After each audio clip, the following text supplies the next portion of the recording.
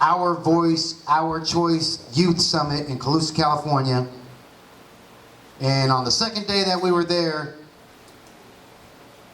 we were excited because one of our indigenous warriors had made some personal choices in life to become clean and sober.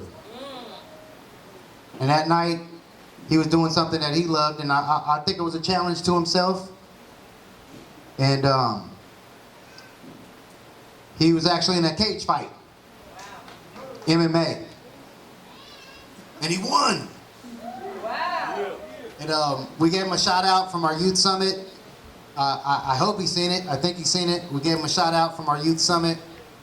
Brother Cisco was there. He said, "Oh, I think the brother won." So we gave him a shout out from our youth summit.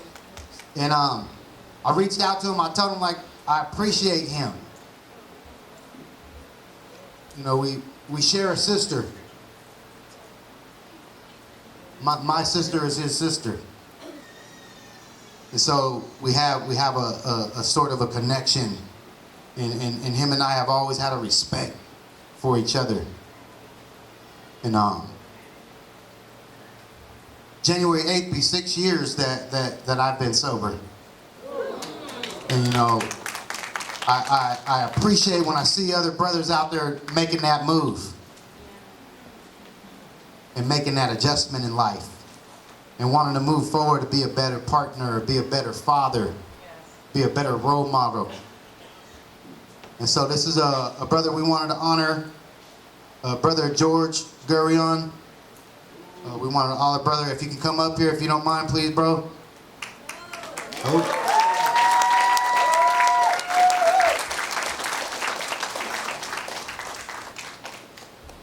It takes a lot. Someone was talking about the men. Yes. And the trauma and the things that we've been through. Trying to wake that spirit back up. It takes a lot for somebody to step up and say, I'm going to be sober now. Yes. It takes a lot for somebody to step up and say, I'm going to be a better partner. I'm going to be a better father. And so we honor him for that. And all the other works that he does in the community that he doesn't need recognition for. You know, they're doing some great things out in an area where we're going to have ceremony next weekend.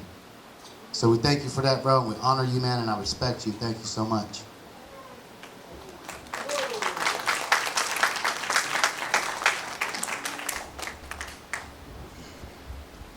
I appreciate this. It means a lot to me to be sober. This is my little brother Marcus right here. If he come over and stand next to me. 23 years and 1 day apart. We were apart. So my mom had me when she was real young. And spit one more up. I love my family. We got a strong bond. We always come together when time is needed. Funerals, ceremonies, and when someone just needs help. Myself and all our family, community, everyone's came together. It took us 2 years to rebuild Chase Roundhouse. We just completed it 2 weeks ago. A lot of hands, the kids came up, a lot of people came and helped out. Blood, sweat, and tears went into that roundhouse, and this Thursday coming up is a 4-day ceremony. All you are welcome to come up and feel the power of the Native people. Thursday night, starting it off, Friday, Saturday, Sunday. Be good to have all you elders come up there. That's the thing that we're working on right now is having more ceremonies there because every year we're losing our elders. So they're not making it back to Chase or the other ceremonies that other people are putting on. And it's sad because they always want to go and I want to see this person, I want to see that person, and they don't make it. So that's our process right now to have more ceremonies, more than one every year. I got 3 years sobriety.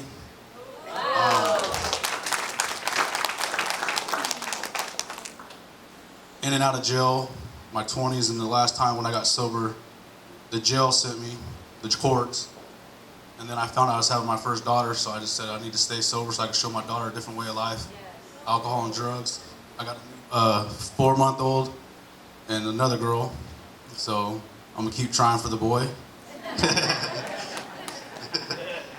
I'm actually raising my 2 little cousins. They're 10 and 13. The mom's addicted to drugs, no dads, so I know how that is too. My dad wasn't around. I'm showing them the way. I tell them I love them. They haven't missed a day of school all last year, honor roll. Teachers, everyone's just proud of the way that they're doing. And I'm proud. My little brother does sports. Went to the champions and they won a championship in basketball. Junior. So I'm proud of you, little brother. Indigenous warriors.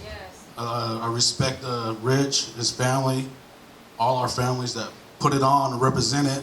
When I went to the cage, when I was taking my picture, I had an Indigenous warrior shirt on representing them, and I did see it because it was a Facebook official.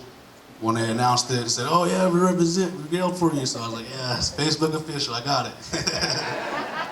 The cousin Tish, she knows about that.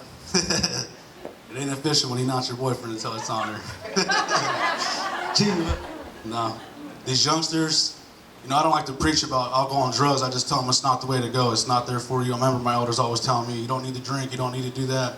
I was like, well, you did it. I grew up watching you, but I understand now why they told me not to do it, because a lot of us aren't get to be old as the old ones did when there wasn't alcohol and drugs, all this food that's not good for you that we got, fast food and stuff like that. So I just want to tell the kids, just keep your head straight, keep your head up high, represent where you're from, your native culture, and keep coming around because it's not going to die, because it's only 100 years ago when they tried to exterminate us, and we're still here speaking the language, singing our songs, and we're in that roundhouse. Oh, all my religions. I think it's not because I'm getting old, but because I got a pretty good memory. You're getting wiser. Sometimes. Yeah. So yeah, talking about my dad and recovery, he went into recovery. I believe I was a freshman in high school when he first went into recovery. And he told me, I gotta pack my stuff, son. I'm going to Three Rivers Lodge. Like, Three Rivers Lodge? What are you doing over there? He's like, I'm going into recovery. And so he made that trek.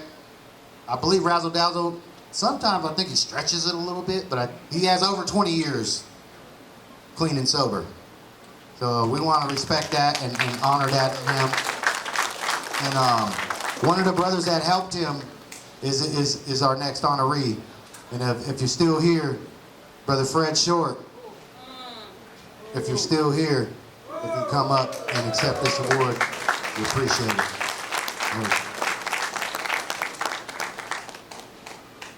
I love Brother Fred because he's a Pacquiao fan as well. Seen him at the airport one time. My wife and I were going to Vegas, and geez, that looks like Fred Short. Wonder where he's going. So I went and asked him, where are you going? I'm going to a Pacquiao fight. And I got to honor that because there's a lot of native that are mixed with Filipino, especially in California. All right? And so that's why I love Pacquiao, because I'm mixed with Filipino as well. So I like to always honor that as well.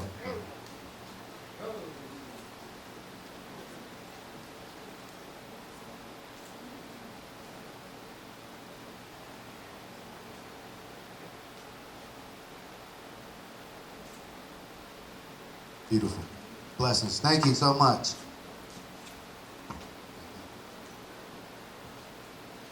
Thank you. I'm really happy to be here. I was born here in Sacramento. And when I first was advised that this was going on, by some of the workers up there in the alcohol program, and I said, really? And they said, yeah. Why I'm here, I'm glad to be here is I get to listen to. I'm also the spiritual leader for the American Indian movement. Early 70s and the 60s. This wasn't easy. There was a lot of fighting. I fought many times against soldiers, the police, arrested. And what I stand for in the alcohol field is I was glad to be part of the National Indian Alcohol Board when it started too. I have over 42 years clean and sober.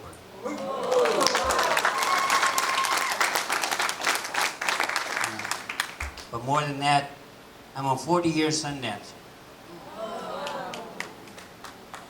Me and my wife, come up here, baby. She's good in it.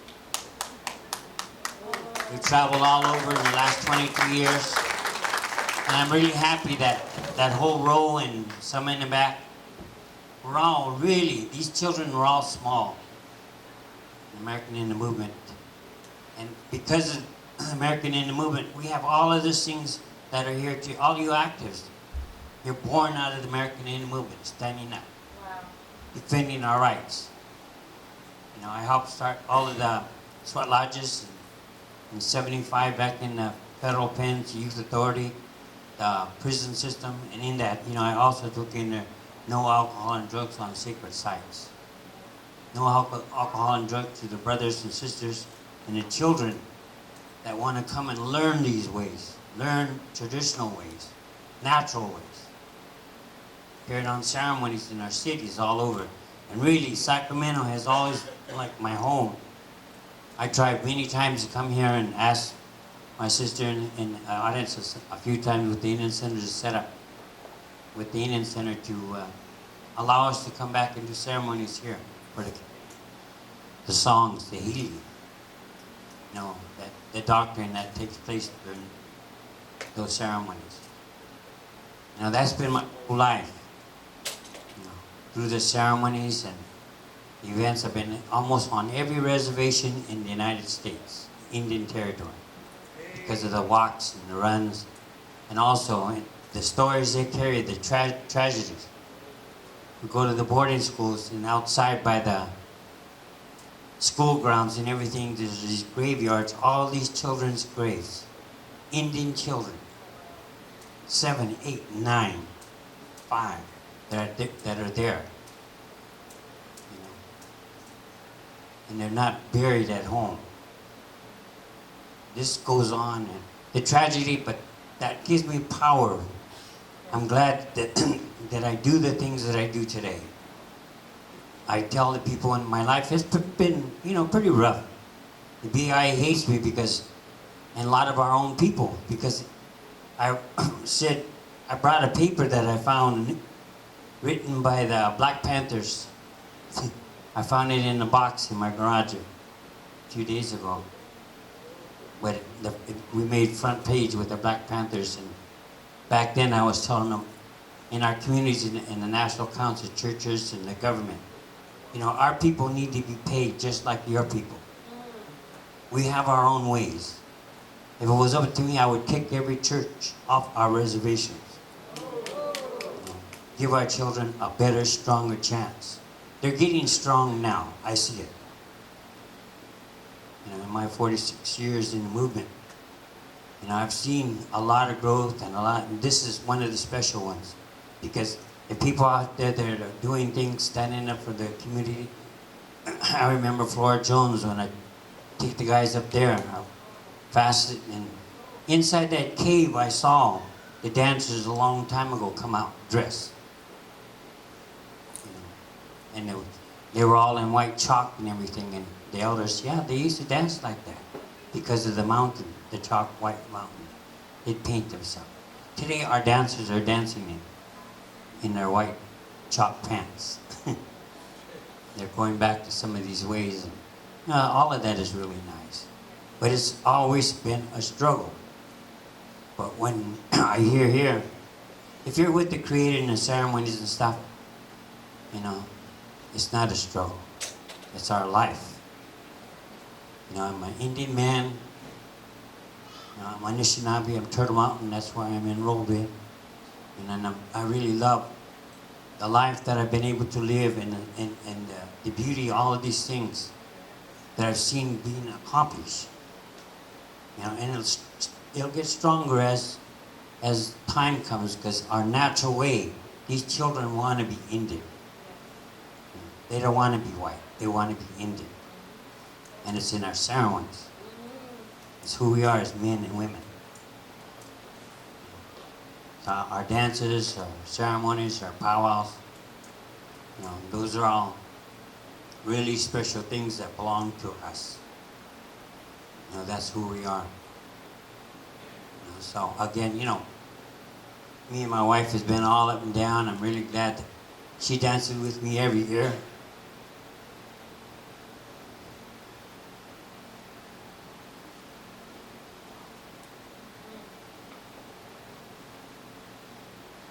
And I'm out there praying for like all the people in that row right there where we're sitting at in the back. Got some in the back too.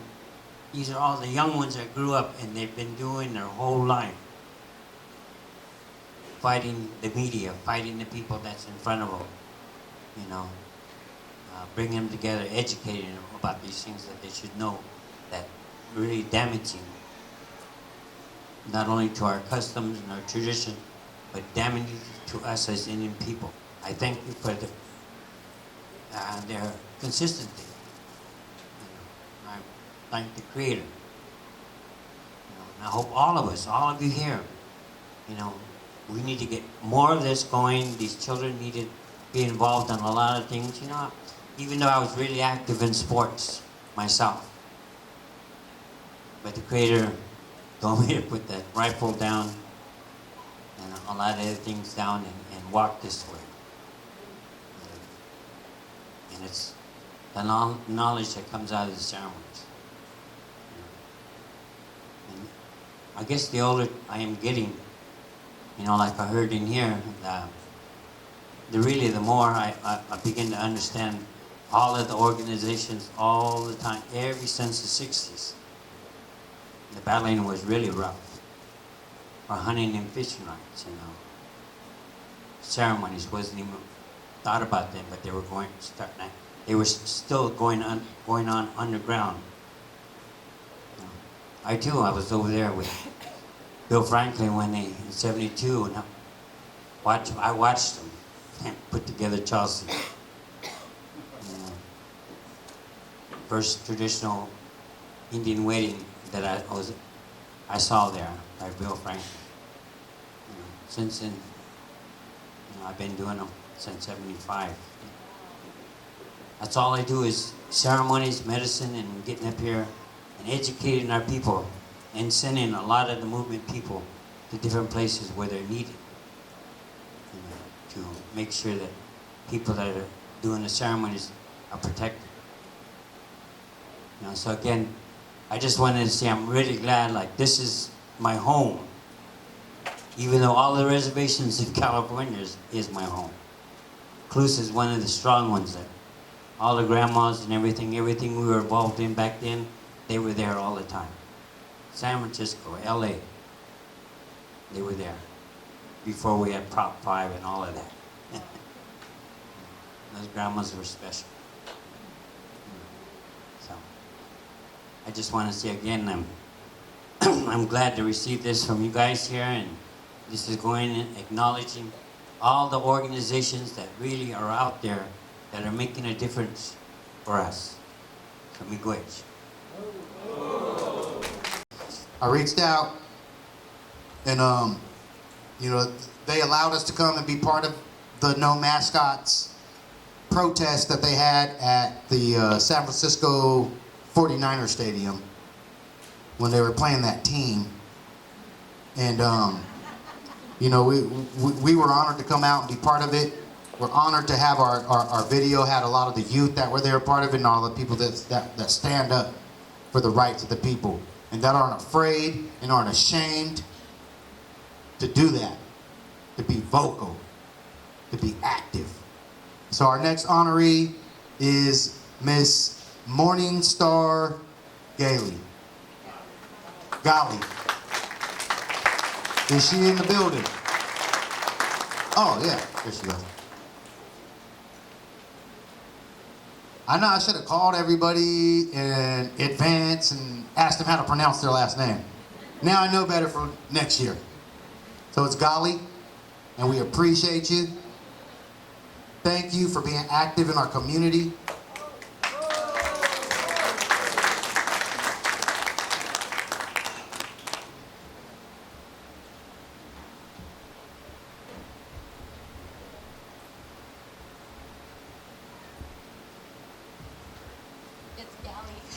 Thank you.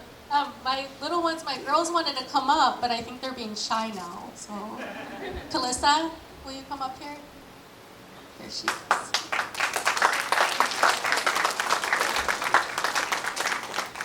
My kids really wanted to go to movie night tonight. And they were like, why can't we go to movie night? And I was like, we gotta drive 3.5 hours, that's why. So, but I really wanna say thank you to my daughters. My son couldn't be here tonight, but they travel everywhere with me. And this is my daughter, Talissa, she's 12.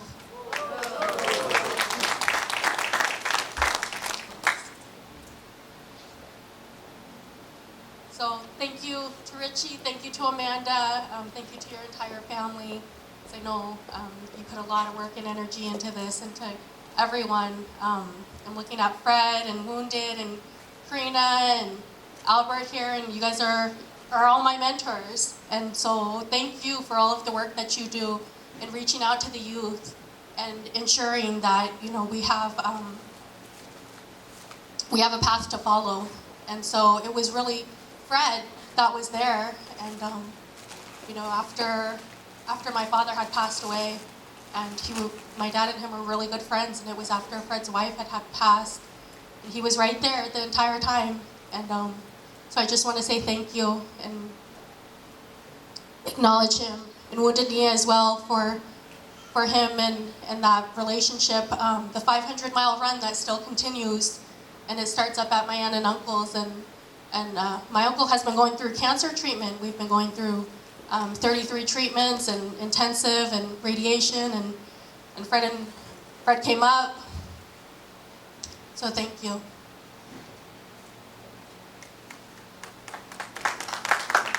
I was going through my garage a week or so ago, and this is a Black Panthers newspaper.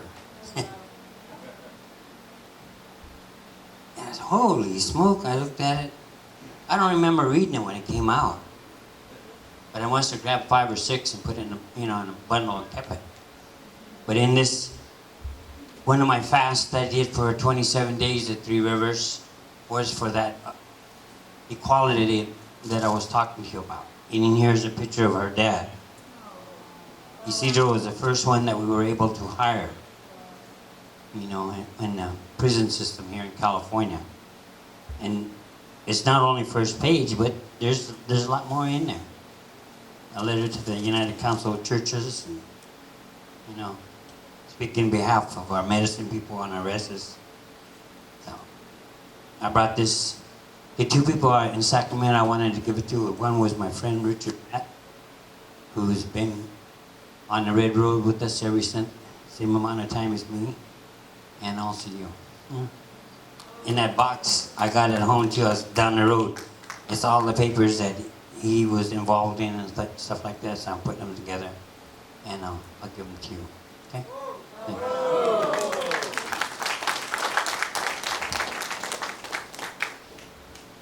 It's really important that we remember all our brothers and sisters inside those iron walls, that we don't forget them, that we remember.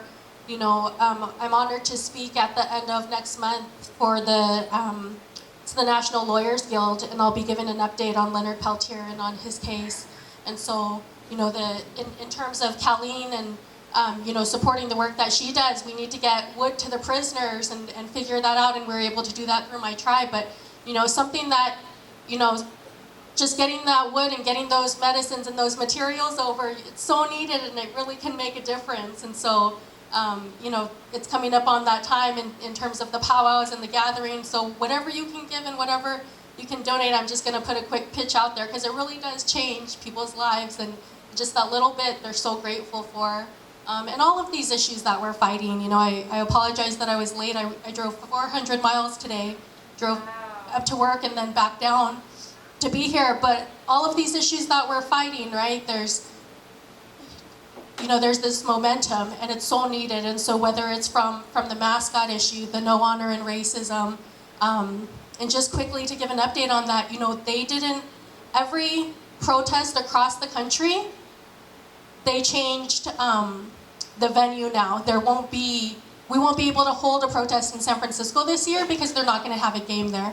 We won't be able to hold a protest in Arizona because they're not going to have a game there. They completely changed their whole schedule. So it does have an effect. It does have an effect to show up. And so I just wanted to say thank you. I'm not going to take up too much more time. But, you know, there's a lot of work to be done. And this isn't about us individually. This is about, you know, doing this work. And I really believe this is, you know, creators' work and our ancestors working through us. And so the work that I do is just a continuation of that, right? Following the work that, you know, Fred has done and that Wounded and Karina and the many of us that, you know, we do have that path to follow. And so thank you again. Oh, these Indigenous Artist-Activists need to hear. Our elders need to hear that voice. So I love you, baby, and I want you to carry that in your heart and speak your voice. It's important. Thank you.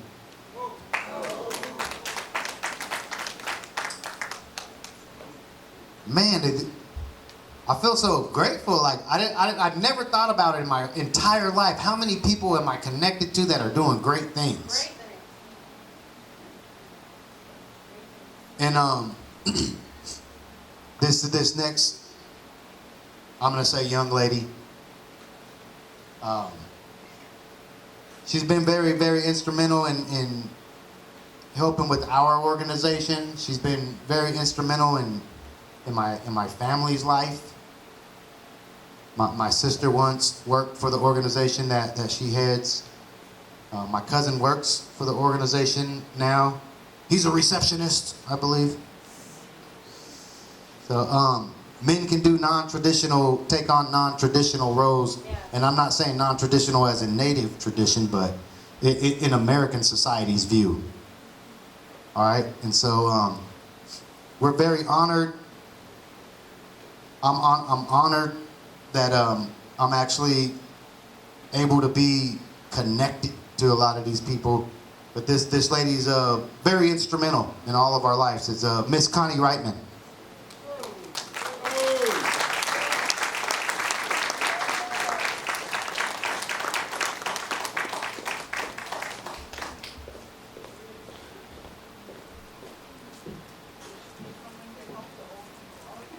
Exactly. All right, young people, when our elders are coming up, if you can please help them. Thank you for reminding us and telling us that, Connie. I don't want to look bad.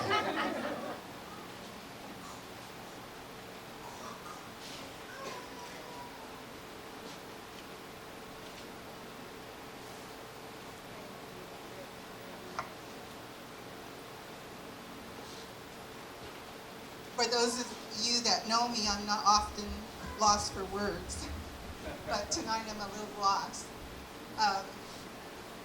I started work in learning about tribal work through my mother and through many other tribal women and men who in the 60s, early 60s, started to get together to work on a situation that was impacting a lot of our tribal people.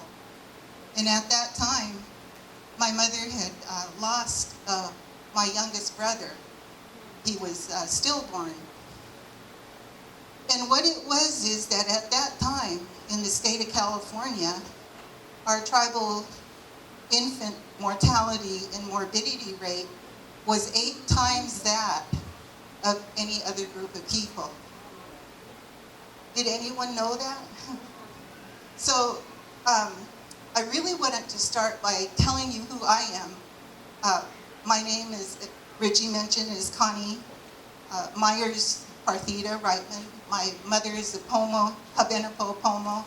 My father is a mestizo from Mexico. And between the two of them, they raised 8 children. And so I'm the oldest of 8 children. I want to share something with all of you tonight. I made copies for everyone because I think it's something that has helped me to be the person that I am today and to have the hope and the dream that our people will return to many of the ways that carried our people for thousands of years. And so I want to thank the people of this land from here for the work they did to save this land for our people, where we sit today. So I want to honor them, the ancestors from this land. I want to read this oration by Essie Parrish.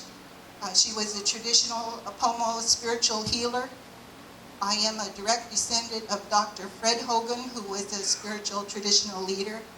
And I try and live my life in a traditional way, and for standing up for what I felt was the role as a traditionalist. I was disenrolled by my tribe. And I'm the only one of the 800 tribal members that has been disenrolled.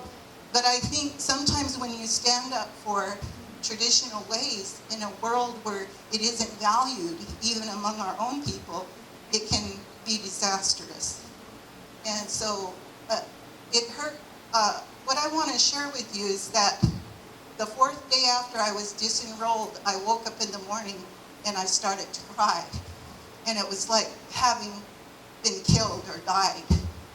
So I want to share that with you because it's we think that the trauma and the tragedy that impacts our tribal people is over, but it isn't.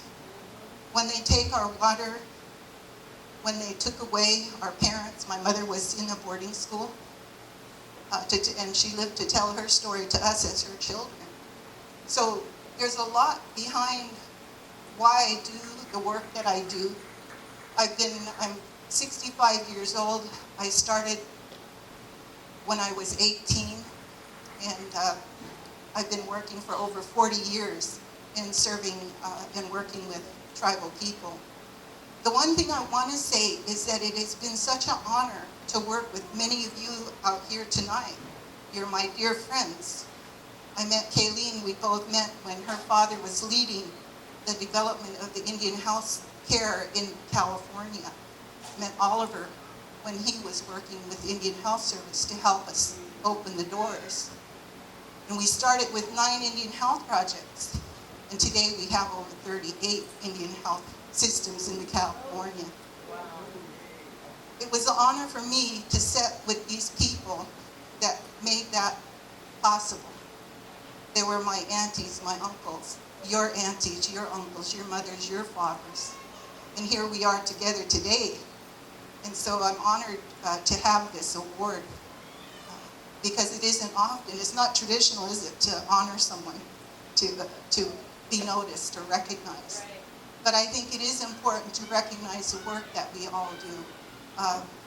I've been taught and led and encouraged by people around me, like Clem Duncan, who works on the Bloody Island, like Kayleen, Oliver, many of you out there.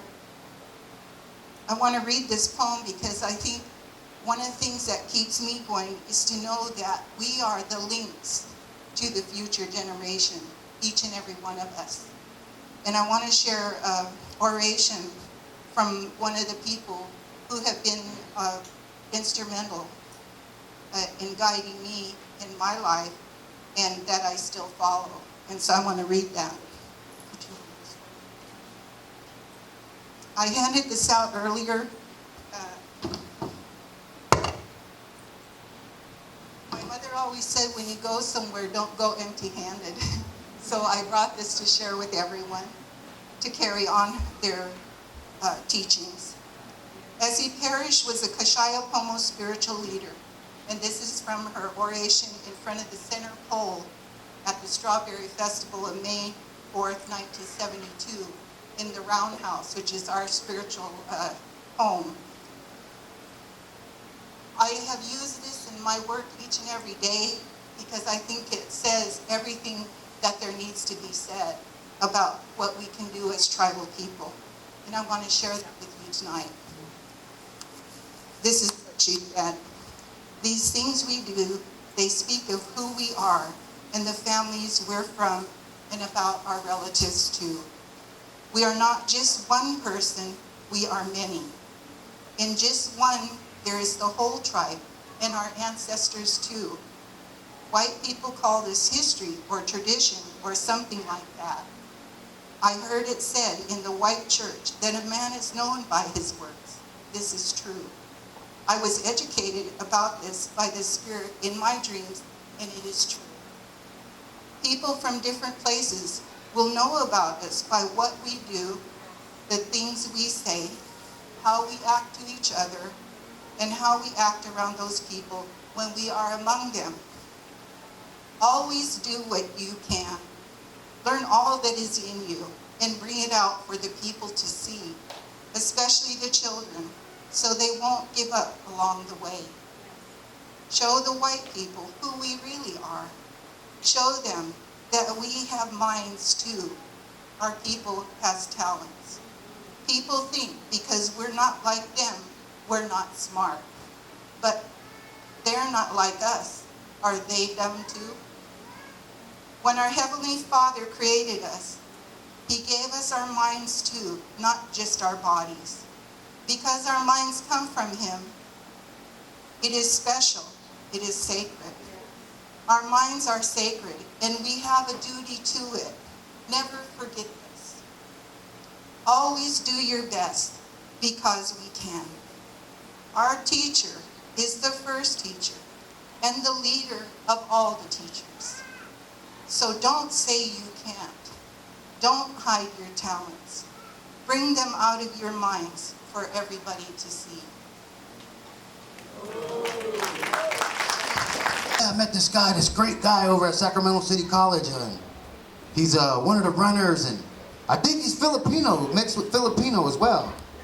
So, was it Wounded Knee? I said, yeah, it was actually. And so that's the brother that we want to honor, Wounded Knee. If you're still in the building, if you can come up and share with us, we would really appreciate it.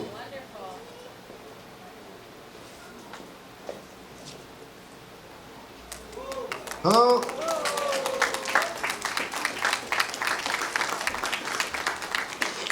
Yeah, I was like a little young buck when I first met him, but he fired me up.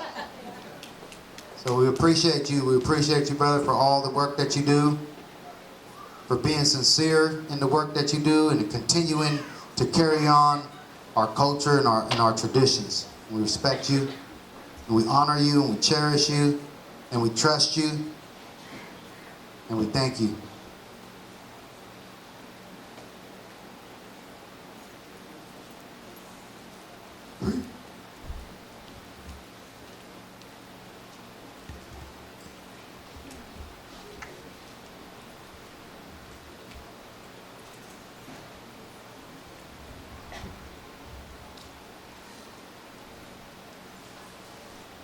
First of all, I would like to thank the Creator for allowing me to speak tonight. My life has been very hard because I'm half Filipino and Native American. But I have to tell you a story why you have to get involved with Native people. My mother was born on the Tuolumne Indian Reservation in Tuolumne, California. She was taken from her rancheria or her reservation when she was 5 years old. She was hiding behind her mother's dress, saying, "Please, don't let him take me. Don't let him take me from your mom." He took my mom, my mother, took her 500 miles away from her mother. He put her in a boarding school. And you can imagine what they did to the little boys and the little girls and all the Native American children that went to these boarding schools. They denied my mother to speak her language, and I honor people today that can speak 2 or 3 different kinds of languages. I can only speak one because of what they did to my mom.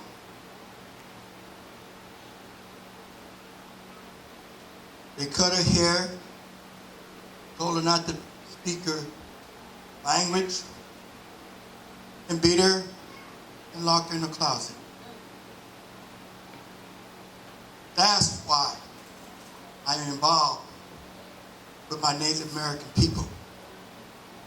That's why you, as indigenous people, Native people, should be involved. My journey has been led by many, many spiritual leaders of the American Indian people. For example, I have to speak about my friend Fred Short. He taught me many, many things. Dennis Banks of the American Indian movement taught me many, many things. How to stand up and fight for our people. The struggle continues today. I've been on many, many journeys, and I hate to say me, but it's not about me. It's about our journey, and it's about our people and our ancestors who had suffered. My journey started in 1969 with Alcatraz. My next journey was the longest walk in 1978. We walked across this country because there was bills pending in Congress against indigenous people. One of them bills stood out. It was called H.R. 9054. H.R. 9054 was written by Cunningham and Meeks out of the state of Washington. It asked the President of the United States and Congress to abrogate and terminate all Indian treaties with Indian people. What if them bills would have passed today? Where would we be? And the truth must be told. There wouldn't be no reservations. There wouldn't be no rancherias. Where would Indian people be today? So we walked across this country, and I met many, many spiritual leaders. Bernie Peters of the American Indian Movement, Philip Deere, Thomas Mnyaki, and they told me a lot of things and taught me how to stand up and fight for our people. But you must stand up and fight for what you believe in. And listen to the ancestors, because they're all the time speaking to us. You must get involved, because we're under threat every day. Kayleen just spoke about it, and I honored that woman for speaking up. We need many, many women that are coming forward to speak up about many, many issues that we face today as indigenous people. The water is most important. Without water, nobody's going to survive on this earth, and the Creator knows it. You must get involved. The mascot issue that Morning Star spoke about, it's a battle. You know, the NFL is full of African American people. What if the Washington Redskins was named the Washington Blackskins? What would they say? I attend many, many meetings in the California legislature, and I heard a man testify about the mascot issue. He took his son to a football game, and across the field there were banners that said, "Kill that Indian. Send that Indian back to the reservation. Scalp that Native American or scalp that Indian." But you know what? Who really started scalping? It wasn't Native American people. It was a Frenchman called John Kidder, because they had bounties on our people. That's why we are against these mascots. This needs to be changed. You must get involved. Sacred sites. Many of our sacred sites are being desecrated. And what are we doing? If it wasn't for our ancestors, we wouldn't be here today. They stood up and they fought. And that's what you need to do, to stand up and fight for what you believe in as indigenous people. You never give up. You only lose when you give up. And that's the struggle. What's going on today? So I'm here to ask the young women, because many of them got involved with Sagorte. Sagorte was the Glencoe sacred burial ground of our ancestors. And many, many tribes are buried at that site.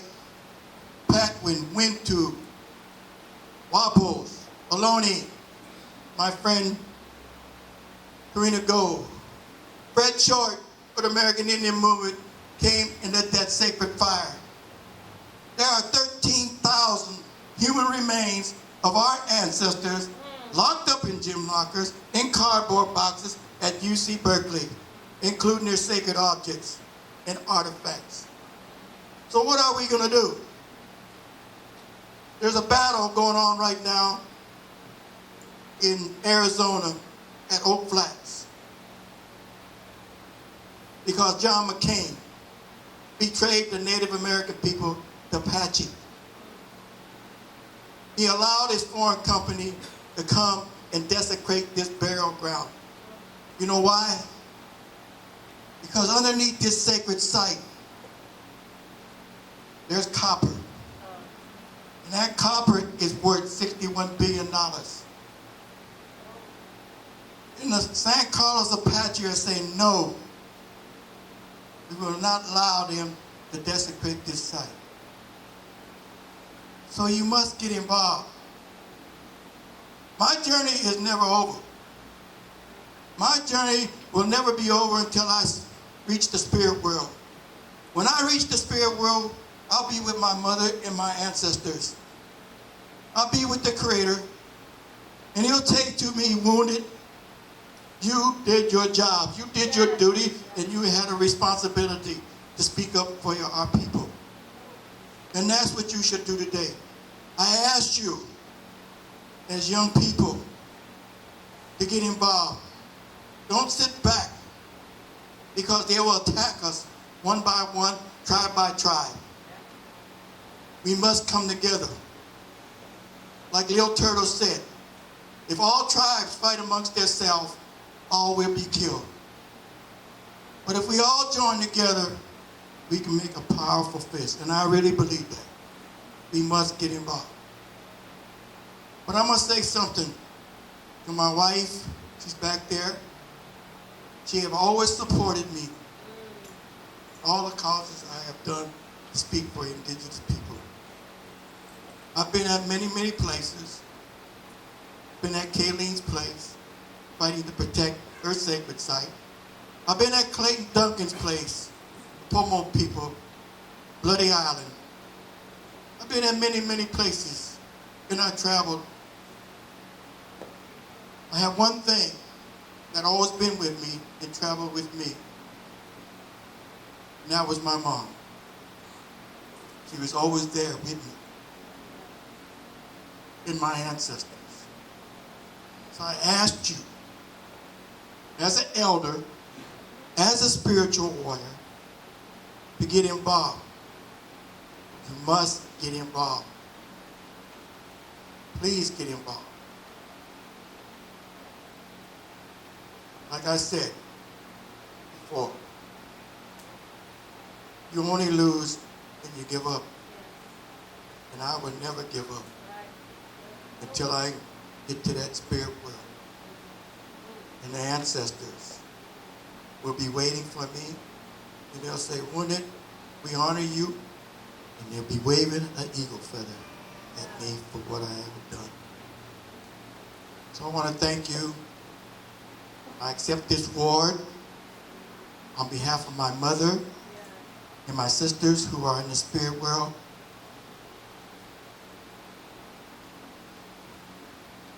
And for my wife that supported me in all the causes.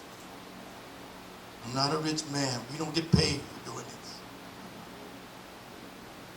but we have a duty and a responsibility as Indigenous people. That's what our ancestors would want from you. Thank you very much. May the Great Spirit be with each and every one of you. The whole God bless.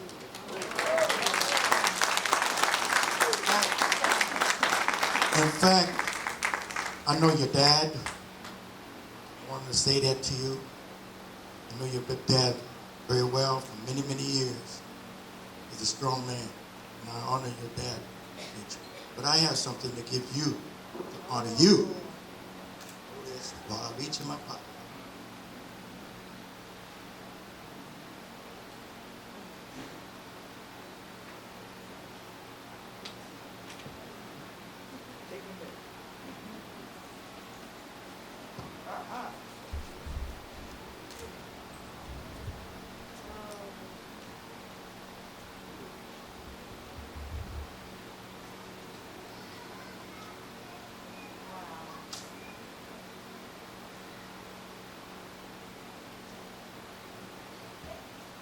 So it's the American Indian Movement patch, and I'm honored, and I feel grateful. You know, a couple years ago, my dad came home and he said, "Guess what I got? I got my patch." So guess what I'm gonna tell my dad when I see him next time? I got my patch too. Oh, thank you. Greg Irons, can you please come up so we can honor you, brother? Oh.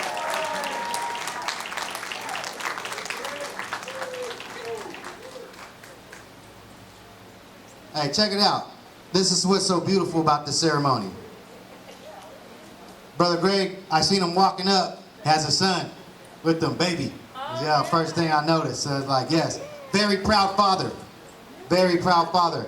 And we want to honor you for being a great father, bro. And I know that you're very proud to be that. And we want to thank you for being extremely instrumental in our movement and what we're trying to do and what we're trying to carry on. Robert, let me see, turn around.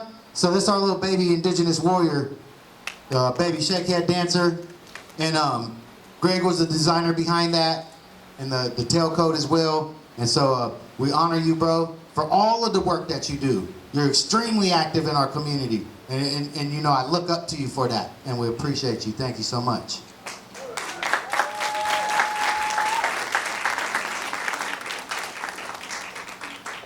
Hello, my people. Thank you guys for having me. Thank you, Rich, for doing what you do. You're helping bring our people close to the future, where we're supposed to be. And all of my fellow honorees, I look up to people like Kayleen and all of our honorees, Wounded Knee. You guys are all my elders and helped to show me my path, you know. And my brothers and sisters, Brown Berets, you know, we're helping to figure out where we're going next and trying to do our part and participate. As far as this, I'm being honored for this art and media design. I do all this from my heart to help my people and help us, guide us culturally. So a lot of my designs are culturally influenced. It makes my heart feel good to see people wearing my work, like the Brown Beret shirt. I work with Cave Clothing Company and with Rich, and it makes me really proud to see people wearing my designs. And I forgot to turn on my ringer. And it would have to go off now, right? Anyways, I look forward to working with you all. I've been doing a lot of media design, and all of my elders, you know, thank you guys for showing us the way, and we'll hope to try to keep going on in the same path. And I think that'll be it for now. And this is his first time on stage. Say hi. That's for you. All for my son and for my people. Oh,